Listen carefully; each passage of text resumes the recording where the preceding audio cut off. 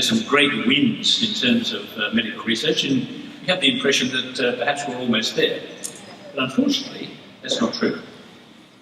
Understanding, right down to a molecular level, how our bodies and minds work and how and why they go wrong is really an enormous task. And doctors and nurses and medical health professionals are confronted every day by problems that we still don't understand and problems that need to be sorted out. So that's the first point. There is an enormous amount to be done, and it must be done by the people at the coalface, people treating patients, people who see those kind of problems every day, in conjunction, of course, with great medical science. The second point I wanted to make, and you won't be surprised by this, is that medical research is very expensive. It needs personnel and equipment, good laboratories, a whole range of collaborations.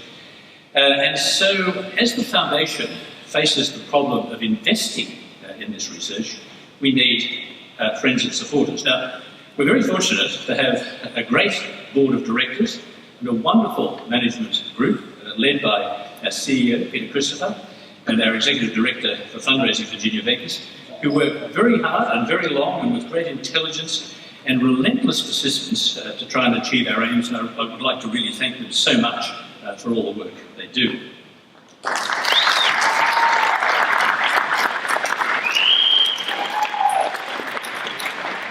But one also needs good friends, of which we have many, and I can't name and thank them all, but I wanted to make particular note of three.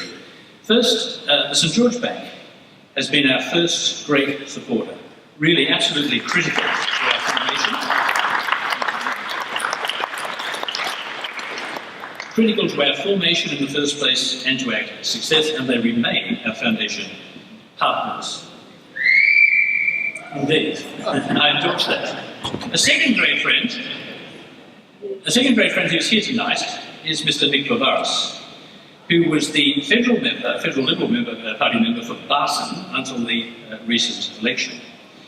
And from our first contact with Nick several years ago, he understood immediately what we were trying to do and why it's important. And he's another persister. He arranged meetings with the minister and arranged us to go to Canberra, and despite initial rejections from the official quarters, he persisted and recently had the government give us a grant of $4 million for capital investment, for capital development of the foundation. A great achievement, particularly, I think, in this climate.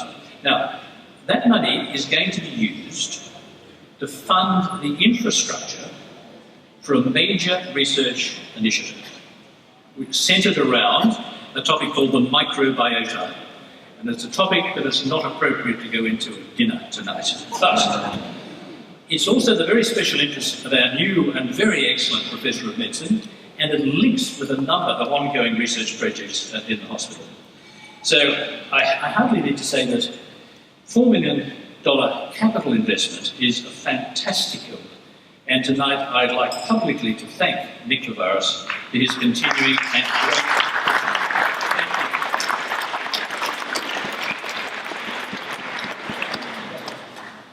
Now, it goes almost without saying that Tynan's is the third of the great benefactors, as evidenced by tonight's function. Madeline Tynan, a dynamo behind so many activities, is one of our wonderful Foundation board members.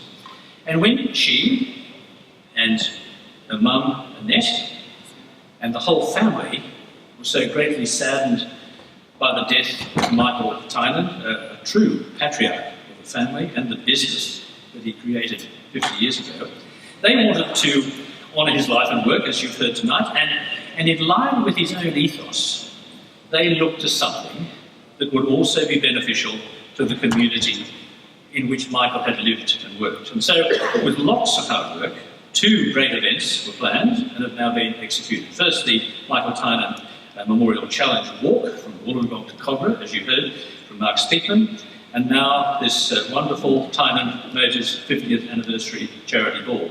And the proceeds of both of these come exclusively to the St George and Sullivan Medical Research Foundation. So this is an extraordinarily generous gift. And on behalf of the Foundation, I heartily thank Madeline and the Tynan family. And I believe that Michael would certainly approve of this alignment of his own ambitions and that of the Foundation, which is to serve the communities in which we work.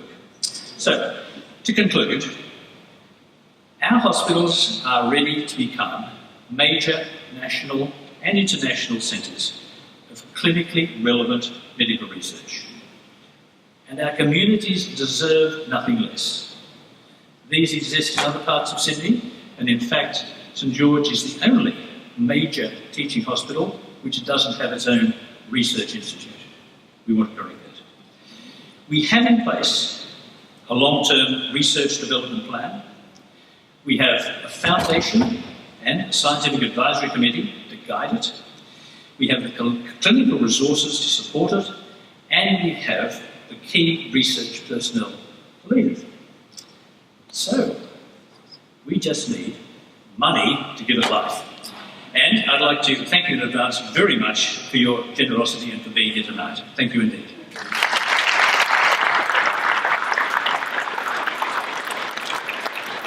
Join in, ladies and gentlemen, please. We're going to be